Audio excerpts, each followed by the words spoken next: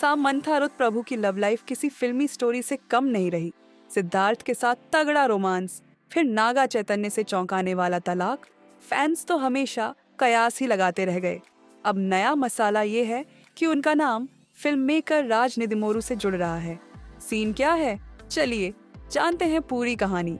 चलो शुरुआत करते हैं सिद्धार्थ से। ये दोनों एक वक्त पर इंडस्ट्री के इट कपल हुआ करते थे।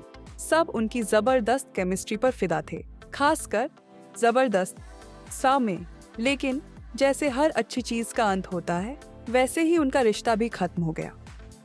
सामंथा जो प्यार में पूरी तरह से डूबी हुई थीं, शादी के लिए तैयार थीं, लेकिन सिद्धार्थ को वही फीलिंग नहीं आ रही थी। फिर अफवाहें आईं कि सिद्धार्थ और एक्ट्रेस दीपिका सन्निधि के बीच नजदीकियां बढ़ रही थीं और इसी वजह से उनका ब्रेकअप हुआ। उसके बाद सामंथा ने आगे बढ़ने का फैसला किया। अब 2024 में सिद्धार्थ ने एक्ट्रेस आदित्य राव हैदरी से शादी कर ली है और सामंथा वो अपनी वजहों से फिर से खबरों में है। फिर आई नागा चैतन्य की बारी। ये दोनों कई सालों तक डेट करते रहे और 2017 में अपनी सगाई की घोषणा की। उसी साल एक खूबसूरत सेरेमनी में शादी भी कर ली और फैंस तो हर मोड़ पर खुश थे। लेकिन जैसे हर फेरी टेल की तरह उनकी शादी का अंत भी खुशहाल नहीं रहा। 4 साल बाद ही सामंथा और नागा चैतन्य ने तलाक की घोषणा करके अपने फैंस को चौंका दिया। ये ब्रेकअप फैंस के लिए बड़ा झटका था, जो इस लव स्टोरी में पूरी तरह से इन्वेस्टेड थे। अब नागा चैतन्य ने आगे बढ़ते हुए अगस्त 2024 में एक्ट्रेस सोबिता धुलीपाला से सगाई कर ली है। लेकिन सामंथा का क्या, चर्चा ये है कि उनके जिंदगी में न्यू पार्टनर आ सकता है। अब आया राज निदिमोरू, वो टैलेंटेड फिल्म मेकर जिन्होंने द फैमिली मैन 2 बनाई थी। सामंथा और राज के लगातार एक साथ काम करने की वजह से लोग अटकलें लगा रहे हैं, खासकर उनकी ऑन स्क्रीन केमिस्ट्री को देखकर। एक बार फिर राज ने सामंथा को अपनी वेब सीरीज सिटाडेल हनी बनी में कास्ट किया और फैंस ये सोचने लगे हैं कि क्या ये प्रोफेशनल रिलेशनशिप कुछ और है, क्या ये सिर्फ दोस्ती है या कुछ और। फिलहाल ये सब अफवाहें ही हैं, कोई आधिकारिक पुष्टि नहीं हुई है, लेकिन हम तो नजर बनाए रखेंगे। कोई और संकेत मिले तो।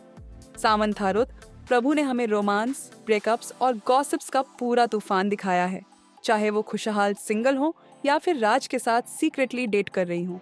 एक बात तो तय है, हम सब इसका हिस्सा बनने के लिए तैयार हैं। सामंथा रुत प्रभु ने अपनी पब्लिक डिवोर्स के बारे में एक दुर्लभ बयान दिया। वह मज्जली के अपने को स्टार नागा चैतन्य से 6 सालों तक शादीशुदा रही थी, लेकिन 2021 में उनका तलाक हो गया। 2021 में तेलुगु सितारों के तलाक की चर्चा सबसे ज्यादा हुई थी। नागा चैतन्य ने इस साल की शुरुआत में घोषणा की थी कि उनका तलाक फाइनल हो चुका है। हालांकि सामंथा और चैतन्य ने अपने अलगाव के कारण पर चुप्पी साधी है। सामंथा ने कहा कि मायोसाइटिस एक ऑटो इम्यून बीमारी, उनका असफल विवाह और बॉक्स ऑफिस पर असफलताएं, इन तीनों ने मिलकर जैसे एक तिहरी मार मारी थी। हार्पर बाजार के इंटरव्यू में सामंथा से पूछा गया कि क्या वह अपनी ऊंचाइयों और निचाइयों में अपने फॉलोअर्स को शामिल करने का जानबूझकर प्रयास करती हैं। सामंथा ने जवाब दिया, जब मैं एक ऑल टाइम लो पर थी, यानी असफल शादी, और मेरी सेहत और काम दोनों प्रभावित हो रहे थे, तो यह जैसे तिहरी मार थी, बूम बूम बूम। आप जानते हैं, लोग इससे भी कम पर नीचे गिर जाते हैं, लेकिन मैं पिछले 2 सालों में जो कुछ सहन कर रही थी वो काफी था। उस समय मैंने उन एक्टर्स के बारे में पढ़ा जो स्वास्थ्य समस्याओं से जूझे थे और फिर भी वापसी की, या ट्रोलिंग और एंजाइटी से गुजरने के बाद भी उठ खड़े हुए, और उनके अनुभवों को पढ़कर मुझे ताकत मिली। इसने मुझे ये विश्वास दिलाया कि अगर उन्होंने किया तो मैं भी कर सकती हूँ। उन्होंने आगे कहा, यह जानना जरूरी है कि इस देश में एक प्यार किए जाने वाले सितारे होना एक बड़ा तोहफा है, तो इसके लिए जिम्मेदार रहें, ईमानदार और असली बने और अपनी कहानी सुनाएं। और यह हमेशा यह नहीं होता कि कितनी सुपरहिट फिल्में, बॉक्स ऑफिस पर ब्लॉकबस्टर्स, कितने पुरस्कार या परफेक्ट बॉडी होनी चाहिए। यह दर्द, कठिनाई और निचाइयाँ हैं। मुझे यह फर्क नहीं पड़ता कि मेरी निचाइयाँ इतनी पब्लिक हो गई हैं। मैं तो इनसे और भी सशक्त महसूस करती हूँ। मुझे पता है कि मैं अपनी पूरी ताकत से लड़ने वाली हूँ और मैं आशा करती हूँ कि जो लोग ऐसी ही स्थिति में हैं, वो भी लड़ने की ताकत पाएं। सामंथा रुत प्रभु और नागा चैतन्य ने अपने अपने सोशल मीडिया पोस्ट में अपने तलाक पर स्पष्टता दी। इस कपल ने 2021 में अपने अलगाव की घोषणा की थी, जब उन्होंने 2017 में शादी की थी। नागा चैतन्य ने अपने तलाक के बारे में बात की और इसे अपने जीवन के सबसे दर्दनाक और अफसोसजनक फैसलों में से एक बताया। अभिनेता ने कहा कि कई विचार विमर्श के बाद उन्होंने और उनकी पूर्व पत्नी ने आपसी सहमति से अलग होने का निर्णय लिया। यह निर्णय शांति से लिया गया था। दोनों ने अपने जीवन के अलग अलग लक्ष्यों को समझते हुए और एक दूसरे के प्रति सम्मान और गरिमा के साथ आगे बढ़ने की आवश्यकता को स्वीकार किया।